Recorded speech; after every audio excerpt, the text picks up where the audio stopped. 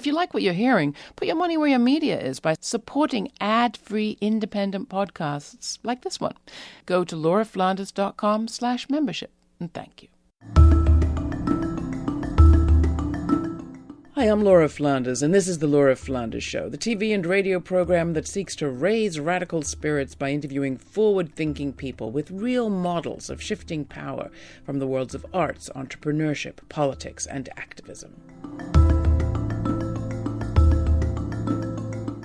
Activism and community activists in Congress. This week, Progressive Democrat Pramila Jayapal and community organizer Dominique Stevenson sit down with me in Baltimore to discuss what's in it for activists to run for office. And 3 years after the death in police custody of young Freddie Gray, we visit the city garden that's sprouting up across the street from where he lived. That's all coming up on The Laura Flanders Show, the place where the people who say it can't be done take a back seat to the people who are doing it. Welcome.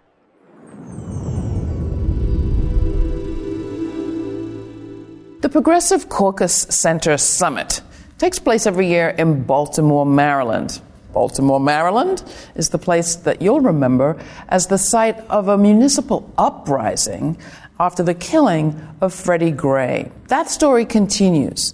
The story that we reported at the time had to do with the community reaction here, which had everything to do with policing, but also to do with impoverishment of communities, segregation of schools, and lack of investment. It was also about a lack of a seat at the table for communities, in the sense that the Progressive Caucus Center Summit is also about changing something really big and institutional, the Democratic Party and politics in America. We wanted to bring together two change makers to talk about what model might exist for effective democratic progressive change. So, from Baltimore, we have Dominique Stevenson. She was in our special, From a Moment to a Movement. She works with the American Friends Service Committee. She's a Baltimore resident and activist. Dominique, welcome. Glad to have you. Thank you. Glad to be back. And we're also very honored to have Representative from Washington State, Democrat Pramila Jayapal. No stranger to this program. Pramila is one of the co-chairs of the Progressive Caucus, and she's actually the chair of the summit that's happening here, held by the Progressive Caucus Center. So we appreciate you taking the time, Pramila. Thank you for having me. Would you say that's the project you're engaged in, Pramila, as I just kind of outlined it? Yes. I mean, I think we're engaged in, obviously the result would be taking back the House in November. But the bigger result is creating a country that has fair policies for cities and towns across the country. And Baltimore, I think, is one of the places where if we were to invest in infrastructure, for example, the Progressive Caucus has a big infrastructure plan, which isn't just about roads and bridges, but is also about schools. It's about water. It's about the Internet and making the Internet accessible and available. Those are the kinds of policies that the Progressive Caucus is pushing. And it's for places like Baltimore, but we're also pushing policies around racial equity. And, when I think about the work that you've done, Dominique, here after the killing of Freddie Gray, we are a caucus that believes that racial justice, economic justice, gender justice are all part and parcel of the same thing. And your history, just to give Dominique a little sense of where you come from, you're a highfalutin member of Congress now, but you were an organizer for a long time. Yeah, I am an organizer still. I always say to people I'm an organizer first and an elected official second in some ways. But yes, my history has been of organizing in the streets around very tough issues. After 9/11, I started what is now the largest immigrant advocacy organization in Washington state. We were on the front lines of fighting for immigration reform. We sued the Bush administration around the deportation of Somalis, and we won. And then we also got very involved in police accountability. I was one of the leaders in Seattle that signed on to a request to get the Department of Justice to come in and investigate the Seattle Police Department around biased policing.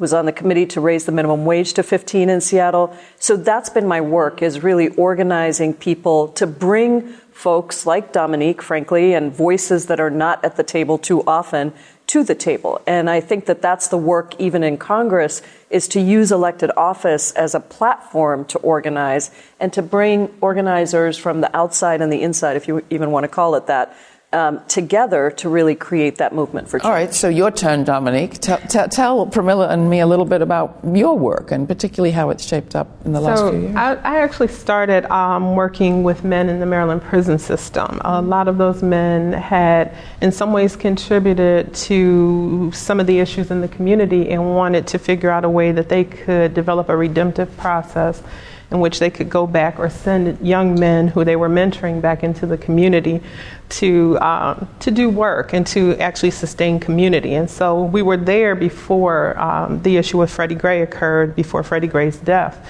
But we had been simply just handing out bag lunches because hunger is a big issue in this community. We were in Sandtown, Winchester, right near the Gilmore homes, which was where Freddie Gray was detained. So the men began by just simply handing out bag lunches. That kind of progressed into doing more meeting people's material needs. And then when the uprising occurred, I think because people had seen us in the community, residents became a little bit more engaged with us. Things kind of moved into something larger. We started doing farming. The governor announced, this was maybe a year after the uprising, announced that there was going to be major demolition in West Baltimore. And I found that just simply problematic, that there's no renovation. You have a large homeless population here in the city. There's no emphasis on creating housing for people. Rather, they're going to knock it down. They're going to bulldoze. So we decided to take over a house that was owned by the city. It was abandoned. We took it. We did a press conference to let them know we're here. We dubbed it Tubman House. Over time, we've negotiated with the city. We have let them do the demolition, but we have access to that land. And what we plan to do is create a biocellar, which is a large indoor submerged greenhouse, so that we can do year-round growing. So we're growing food there for the community, but we're also looking at cash crops like hops so that we will be able to create jobs. This is the Laura Flanders Show. I'm Laura. I've been speaking with Baltimore community activist Dominique Stevenson and Democrat from Seattle, Representative Pramila Jayapal. She's the first vice chair of the Progressive Congressional Caucus. West Baltimore's community is growing more than food. They're growing people power, says Stevenson. So how about taking some of that into Congress? More to come. Song for my brothers who live in another place. Song for my brothers who hurt or who've been disgraced. This is a song for my brothers. A song for my brothers who come from different mountains. Song for my brothers who come from many others. A song for my brothers. That was Brothers by Paris Savette featuring Brother Basil from Savette's latest album, Celestial, My Journey Among Stars. It's released on Groove Odyssey. Have you subscribed to this podcast yet? Take a moment to subscribe and you'll receive my weekly commentary, The F Word, the latest on communities that are divesting from big banks after Brexit, Blexit, putting your money where your life is. And if you appreciate the news and ideas we share here, join those who make it possible by becoming a supporter. You can become part of the support base of this podcast for as little as $2 a month at patreon.com/The LF Show. That's patreon.com/The LF Show. Right now, monthly contributors are getting access to an exclusive interview with social critic extraordinaire and jazz lover Noam Chomsky. That's patreon.com, patreon.com/The LF Show. Check it out now, or simply hit the support link in the description of this podcast. Coming up, Baltimore activist Dominique Stevenson takes me down to the Sandtown district, where a community garden is growing on the block where police detained young Freddie Gray. Could the energy that she and others are putting into growing a garden work to make change in Congress?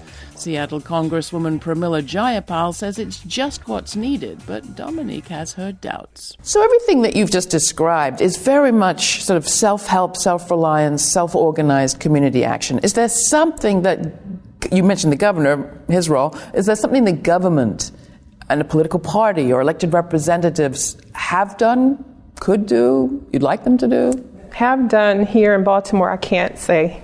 You can't say because? Because I feel like Baltimore is largely controlled by developers, and I think that controls who gets into political office. I will say in the last election for city council, there seems to be maybe a couple of progressive people who've been elected, but I have yet to see them really engage with community.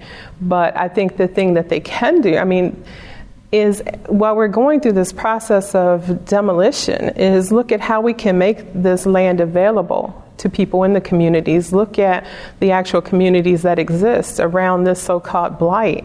These people have been left there by the city government, and now they simply want to come in and do demolitions and get rid of the population.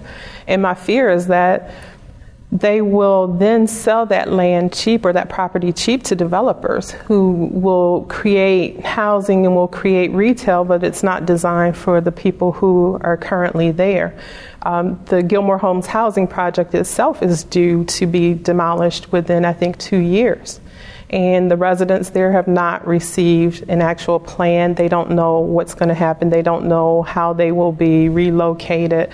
So I think that those are things that elected officials can be more accessible to the people. There is a disconnect here in Baltimore. There is less than 2 miles from this hotel. There's a whole other world that exists. It's a world where the policing has continued to be aggressive. Where we work, it's not unusual for a helicopter to be overhead every day.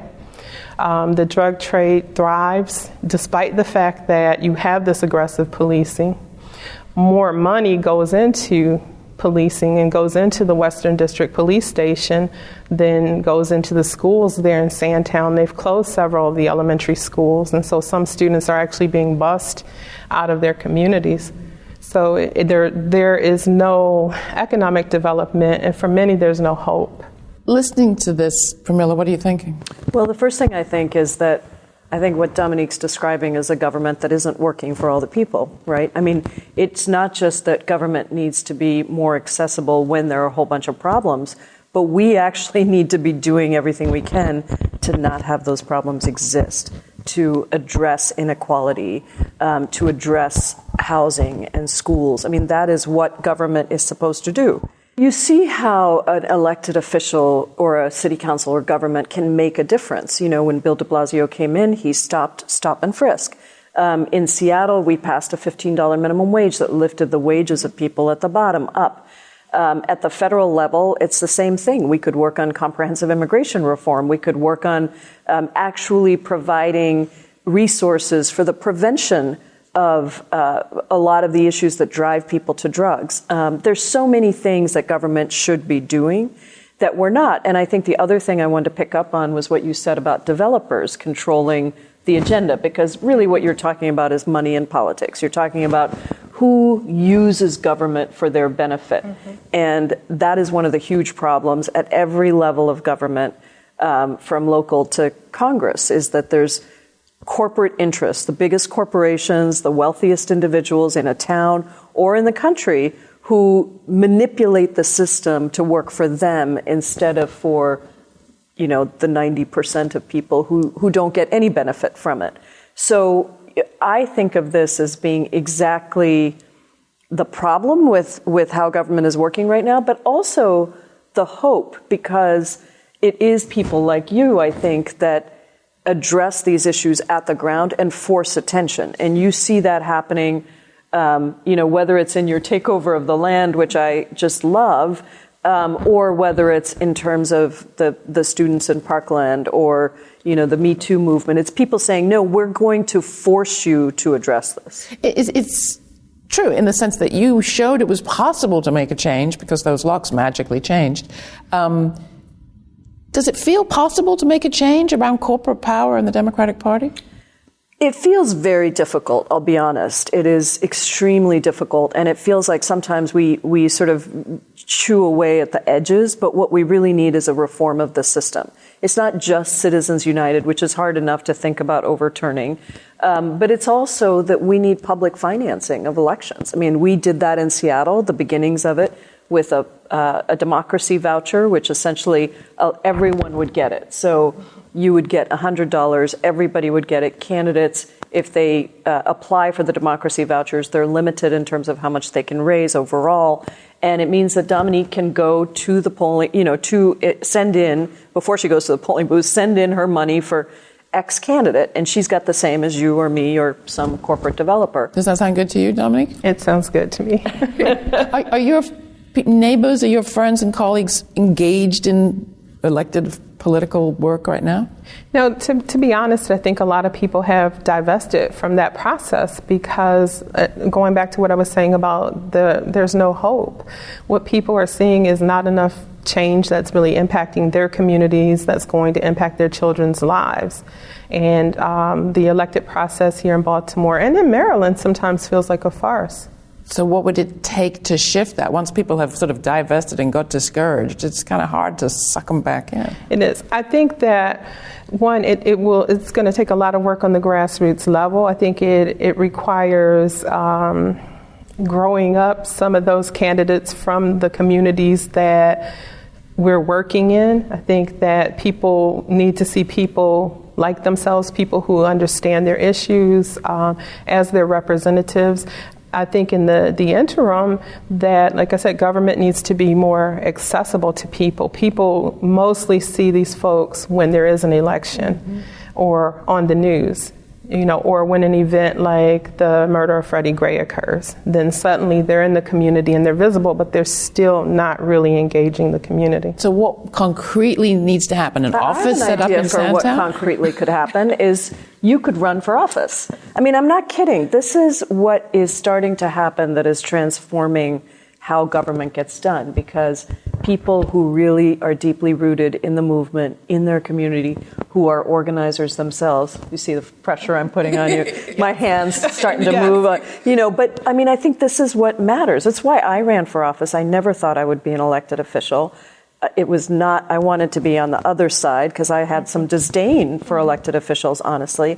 But then I realized that you and I, as women of color, are completely ceding the whole space of political organizing through elected office. And if you had somebody like Dominique, then she would do things differently. She would talk to people differently. She would be accessible. She would help to organize from the inside. She would push for different kinds of policies. And people would start to get reinvested in government. So I think you and I are going to have a chat after this. Could she get help from the Democratic Party? The candidates? Well, she certainly could get help from individuals. The party politics is all, the Congressional Campaign Committee sponsors candidates for Congress, but I would come out and campaign for you. I think your arm will be twisted behind your back if I don't stop this interview right now. But I want to thank you both. Really appreciate it. Will you consider it, Dominique? I don't know about that. I still have a lot of disdain for that process based on what I've experienced and seen here in Baltimore. Thank you both, Dominique Stevenson, Pramila Jayapal. Appreciate it. And a quick correction from me, while she may in the future someday be a co-chair of the Progressive Caucus, right now she is the first vice chair of the Progressive Caucus. Thank you both. Thank you. I was speaking with Baltimore activist Dominique Stevenson and Seattle Democratic Congresswoman Pramila Jayapal at the 2018 Progressive Caucus Summit in Baltimore. Many thanks to all of those who helped to make it happen.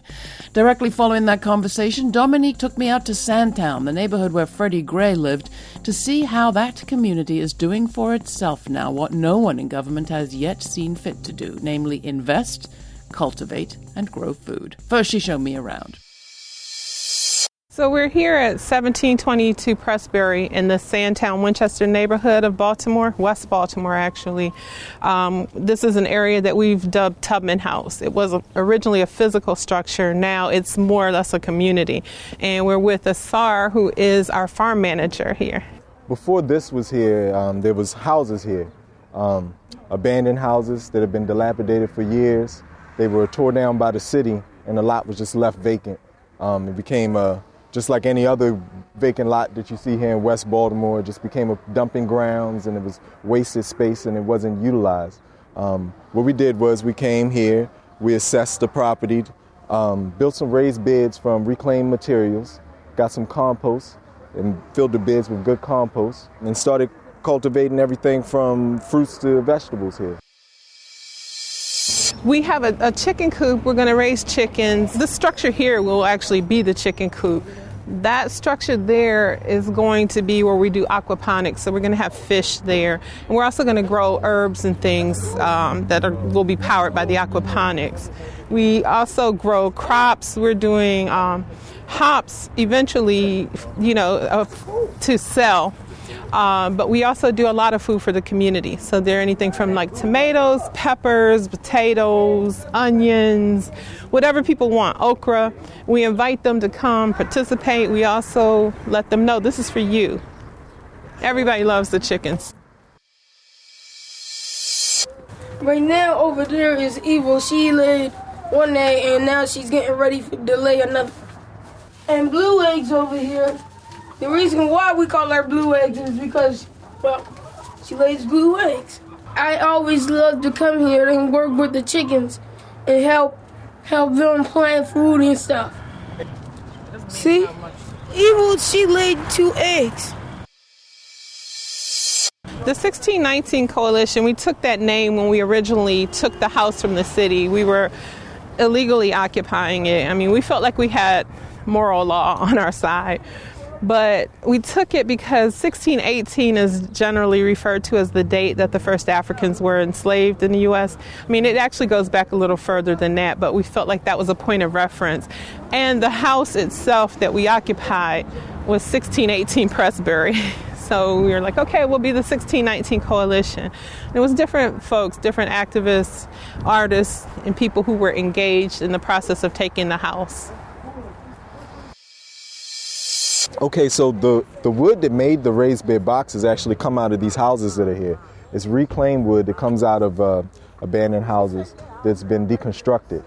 These are old floor joists actually. They're made out of pine, some of it poplar. The raised bed box wood is maybe about 60 years old, so it's a way of offsetting things that would just go to the landfill and reuse it. What about the bricks? Now the bricks actually come from other houses that are around here that have been deconstructed, or some of them actually fell over.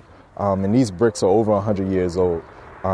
And what we have with the hydroponics hut is that these true 2x4s and 2x6s are also old wood, because it's like pine wood and it's very dense wood. It's actually very beautiful, which otherwise would be thrown away, but it's very good for building. It's very strong. What's this over here? This is a building project here that we're doing is a earthen brick oven. Like a pizza oven? Yeah, pizza oven. I see. Earthen oven. Is there pizza in your future? Pizza, baked bread. You know, we saw this at another farm. We went to Detroit, and it was a real nice thing. They did something with the children for Earth Day. They made pizza and made bread. So it's something that we could also utilize. This is the future home of our biocellar. We're searching the web.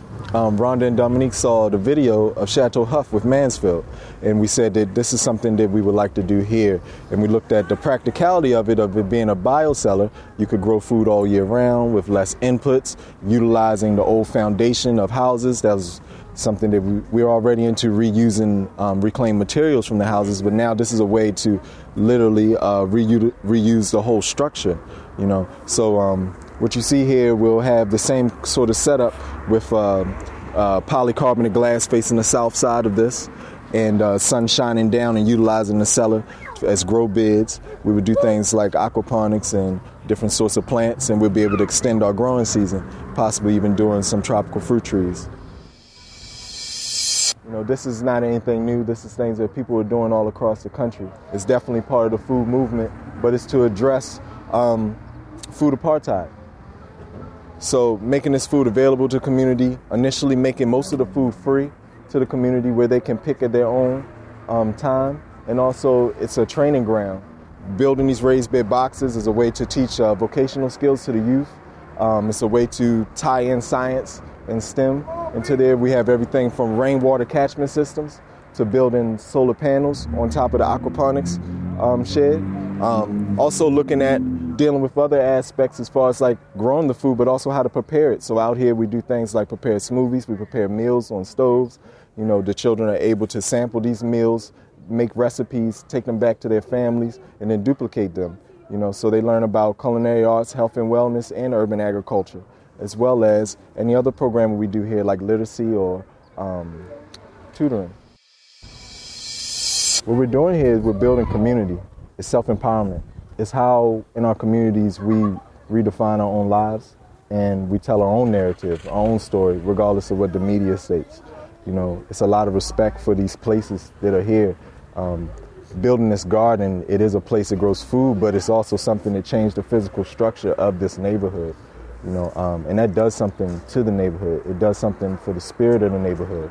You know, it not only gives hope, but it's an example of what these vacant spaces should be used for. As far as statistics are concerned, it's ground zero for a lot of the hardship that you see in urban cities. You know, however, you know, it's also a place where the police department gets more funding than any other district in Maryland or any other county in Maryland. You know, so you have a lot of money that's coming in here that's invested into policing, but not into the community, not into creating jobs, not into education for youth, not into supplementing people's diets or food. And, you know, so it's a lot of things that are missing here, you know, and this is just an example of how you can bring those things back. To find more information about my guests and their projects, including the Farming Initiative and Tubman House in Baltimore, as well as all of the interviews I conducted at this year's Democratic Progressive Caucus Summit, go to lauraflanders.org. That's www.lauraflanders.org. That's also where you can watch the TV version of this program and download and subscribe to this podcast. If you like your community radio station and would like it to consider airing this show, let your station know that it's available through Pacifica Radio and PRX, the Public Radio Exchange. Next time, more on social movements and party politics with the new National Director of the Working Families Party, Maurice Mitchell. He's a former activist with the Movement for Black Lives and pretty excited about the direction the Working Families Party is taking.